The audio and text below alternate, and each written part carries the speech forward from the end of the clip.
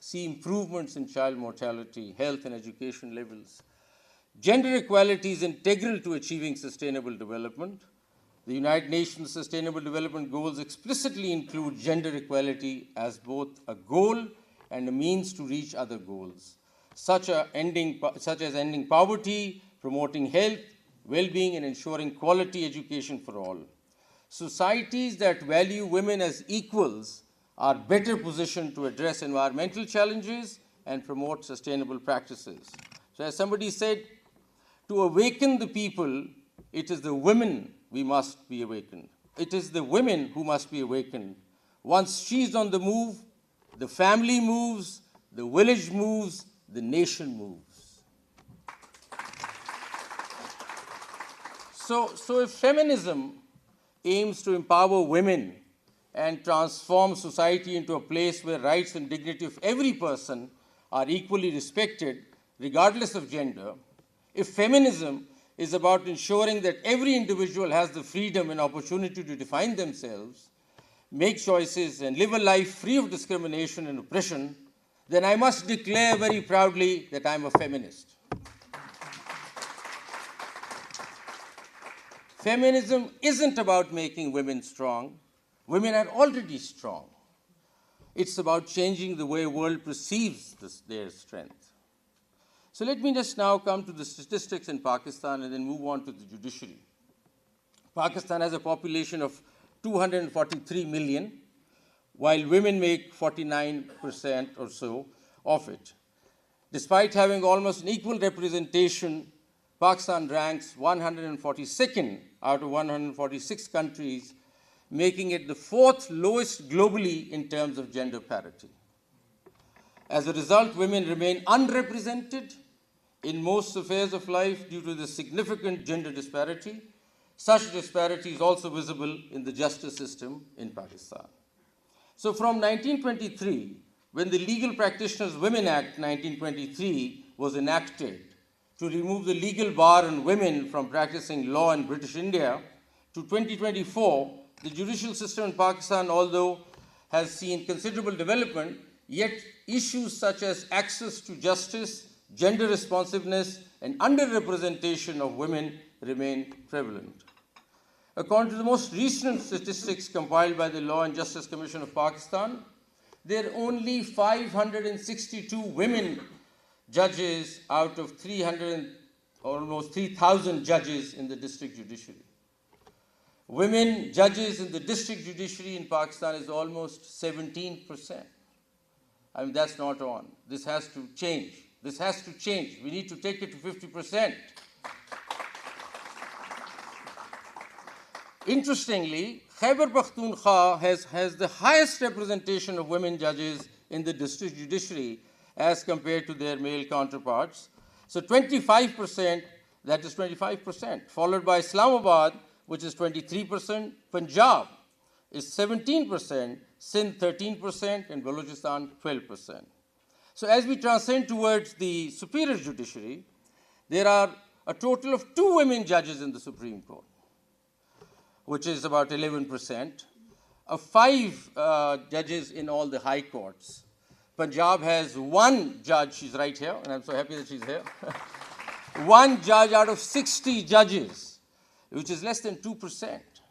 So Punjab, I mean, the figures that are coming out, Punjab needs to be really ashamed of themselves. Then we're looking at Sindh, and we see just 7%, 3 judges, 3 female judges out of 40 judges. Islamabad has 1 out of 8, which is right, she's right here also, which is 14%. KP has no female judge anymore, and Balochistan does not have any female judge either.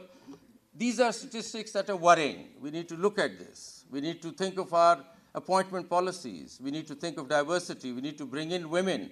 We need to understand that they're 50% of the population. But where are they? We don't see them. We need to start seeing them. You see, they need to be there. So we need to bring them in. So women in judiciary of entire Pakistan is 16%. And that's not very comforting on a Women's Day, you see. To sum up, women judges make up to 17% of the entire judiciary, which includes district and superior judiciary. There is no women judge in the Federal Shariat Court, by the way. And after the staff, which is 48,000 in the country, the paralegal staff in the country that services the judiciary, we just have 2% women in the system, which again is very dismal and very disappointing. However, the good note, we have a first ever registrar of the Supreme Court, we have a Director General in the KP, we have a secretary at the Law Commission. So these are good stories also. I mean, not everything is depressing and sad. But we never had a female Director General at the Federal Judicial Academy. Not saying that you're not doing a good job, sir, but I'm just saying that sooner or later we need to get a woman here heading this institution too. So what are the challenges, actually, if I were to look at judiciary in the context of a Women's Day in particular? So underrepresentation of women results in the absence of gender lens in shaping policies and delivering judgments and contributes to an environment that may not be founded on holistic, participatory, inclusive measures. Instead, it perpetuates existing disparities by reproducing inequities within the system. If you do not have women sitting as judges, if you do not have women working with you, it just sort of makes you go down further because you just do not understand. You're not sensitized to a number of things. The dimension is totally missing. The gender lens is gone. Low representation of women judges in the superior courts of the country is an issue. Low representation of women leads to lack of gender sensitivity in the justice system. The outlook and jurisprudence of most of the male judges lacks gender perspective because there's no interaction, there's no understanding of the dimension is missing. Lack of gender neutral language in the judicial pronouncements is missing. So lack of training, we need to work on that also. The process for appointment does not lay any emphasis on how to induct women and prefer women over the others. Constitution allows you to do that, Article 25, but we do not yet have a policy where we would prefer a woman over a man to get them appointed as judges. We call it diversity, but we need to start, actualizing it in real terms, that we need to start bringing in women into our system. There is harassment and workplace discrimination, which people are silent about. They don't talk about. We got a survey done at the Federal Judicial Academy, and let me just tell you that we now have an online platform of WhatsApp where we can reach out to 3,000 judges with one click of a button. We could also reach out to 48,000 of our paralegal staff, thanks to the faculty at FGA who's created this platform. So we carried out a survey before this conference and asked them what their issues are. They were very silent about the harassment, not that much. They didn't say anything. But my information is that there is harassment and there is workplace discrimination, but a lot of people don't talk about it. But I think people should talk about it. We had set up a committee in Lahore, which Justice Alia was a member of. If there is any female judge who has any issues, we could, under the law itself, create a committee they can come to and raise their issues. But you have to speak up. You have to speak up, and only then could we address these issues. You cannot be silent about it to all the female judges I'm talking about. This is an issue, and we must address it head on. A lack of proper infrastructure for women judges, including access to separate restroom, daycares, as was mentioned earlier. We're just totally insensitive in our infrastructure. We do not have, at times, toilets. We don't have places where they would go to. We would just imagine that we'll all sit together and everything is just wonky-dory, everything is fine. That's not how it is. Infrastructurally, there are limitations for our judges, especially in the district judiciary. And it's about time that when we start looking at infrastructure and seeing how district courts ought to be built, we need to be very, very sensitive to the idea that we need to provide space for women judges. They need to have their own rooms. They need to have their own space. At the same time, if they want to come and talk to the male judges, they could do that, but they need to have space. In Lahore, I've seen courts where they would have to walk out of their court, go from within the complex to some other corner to go to a toilet. That's just not on. That's just not on and has to go. So towards more gender-responsive justice system, what could be suggestions? How do we sort of move forward? So first of all, representation of more women within the justice system is essential. It will not only promote gender equality, but also aid in overcoming gender stereotypes and improve decision-making, enhancing social cohesion. A greater number of women present a fair representation and enhance public trust as it reflects the composition of society. So that needs to be done. We need to bring in more women. More judges are required. Now, this is a countrywide problem right now. An international benchmark, average international benchmark would be about 90 judges per million. And I'm talking about developed countries. 90 judges per million. We have 13 judges per million. You look at the difference. So we have 4,081 judges in the country. 4,081 judges in the country. We need to have at least 20,000 if we want to meet the international benchmark. So that would mean that we'd need 10,000 women judges in the country, not 564 that we have. So that's the kind of difference we're talking about. If you want to address the access to justice, and if you want to really bring in and meet the international standards benchmarking for per capita judge, so judges per million, as I said, 90 judges per million are required. With that formula applied to Pakistan, we need to bring in about 20,000 judges, in which I would say 10,000 female judges need to come into the system. We don't have that. So get ready for it, Women's Day. In order to ensure that the justice system is truly equitable, fair, and gender responsive, it is imperative that both male and female judges are properly trained in the sensitivity and sensibility required to understand and consider gender perspectives. I think on a Women's Day conference, there should be more men than women. Because it's the men that we want them to understand what's happening. So to say that a Women's Day conference has to be all women doesn't work for me. And when we were organizing this, I requested the Director General that we must have men sitting there, because it's them that we're trying to sensitize, you see. So wherever we do this, we need to bring men into training programs. We need to bring women into training programs. We want them to sit together, talk to each other. They don't eyeball. They don't talk to each other. Unless they talk to each other, they can't sort of break the barriers and, become better professionals, improving systems. So let's all do that. Let's all make an effort. Let's all make an effort. And I think the best place to do this is the Federal Judicial Academy. You just get together. You're all here from various provinces of the country. You have female judges here, male judges here. Time to talk, understand, get over it, man. And just, talk to them. Not an issue.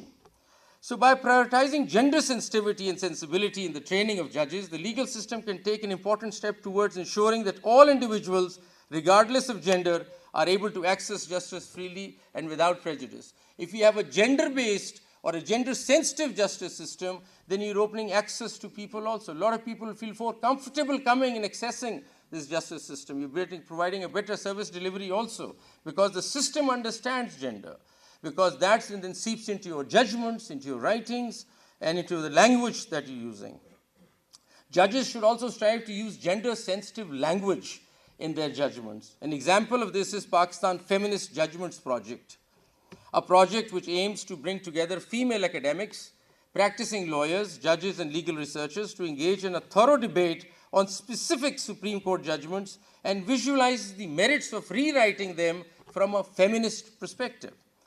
In doing so, the project can show how the process of disrupting the construction of gender within law can ultimately benefit society. The purpose of the project is to show the intellectual value that women can bring to the interpretation of law in judicial pronouncements. And I think that's another exercise that the Academy could do. We need to start comparing how do women write a particular thing and how do men write the same thing, and compare it. And where is the difference? And that delta needs to go. We need to understand how is a woman addressing a particular issue. Let's not say that a woman will only end up doing family cases. I disagree with that. You do everything that you want to do. You do criminal, you do all sorts of other work. But the perspective has to be understood. What's the difference? Where are we? What's the difference? That has to be understood. So use of gender-sensitive language acknowledges the existence of gender-based inequalities and biases and can help promote greater gender equality. As a result, judges would be using language that avoids reinforcing stereotypes or discriminatory attitudes towards gender. Then we need to have a policy balancing professional and personal responsibilities of women judges for adoption of flexible working conditions. We do not have we did a little bit of a transfer policy in Punjab, but I don't know if there's a national transfer policy, how judges get transferred from one station to another, talking about female judges. We don't have any sensitivity to that. We also do not have any conditions or understanding that what if they have a family? The registrar just mentioned that she moved in and she had no place to go and she had a family to move. We do not have a policy that provides for this. The judges of the Superior Court are comfortable. They just go, their house is ready, heater running, air conditioner running, food ready. That's not how district judiciary works. When you transferred, you have to start looking for a place first. And if you're a woman, what if you're an unmarried district judge? What do? You send to a district, you don't know what to do. So how would you possibly concentrate in producing jurisprudence or deciding matters when you're worried about where to settle, where to go, where to, how to sort of set up a place? So I think we need to think about that.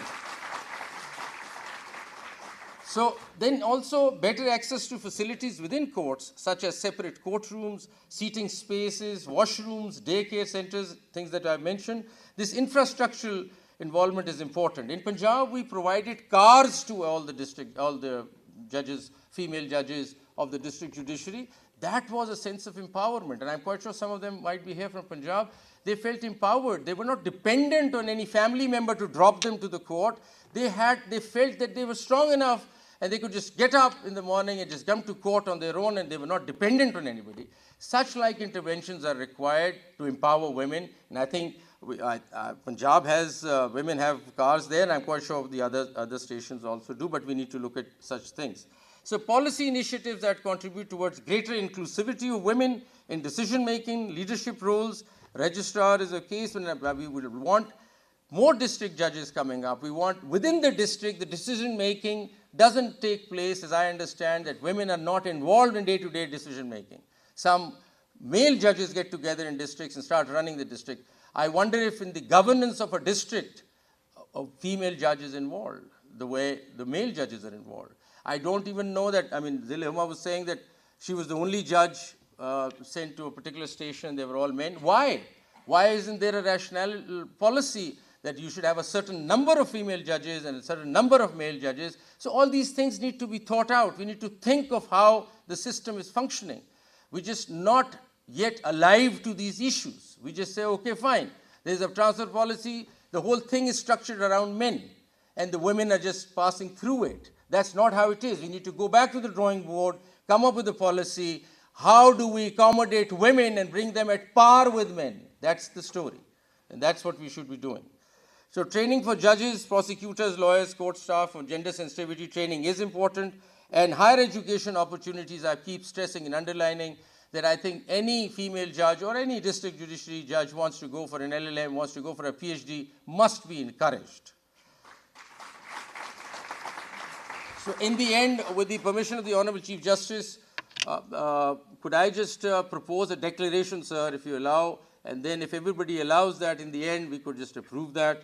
So there is a declaration on this Women's Day on behalf of the FGA, and with the blessing of the Honorable Chief Justice, I at least read it, and you can always not agree with it, but I hope that the foreign delegates here, as well as the Honorable Chief Justice, would approve it. So we, the delegates of the Conference on Women in Judiciary in Pakistan, organized on the auspicious occasion of International Women's Day, under the theme Invest in Women, Accelerate Progress, at the Federal Judicial Academy in Islamabad, in collaboration with the UN Women Pakistan, hereby affirm our unwavering commitment to the promotion of gender equality within the judiciary in Pakistan and beyond, recognizing the pivotal role of women working in the judiciary in upholding justice, advancing gender equality, and ensuring the protection of human rights. Issue this declaration as a testament to our collective resolve to address the challenges faced by women in the judiciary in Pakistan and to acknowledge their contributions and achievements.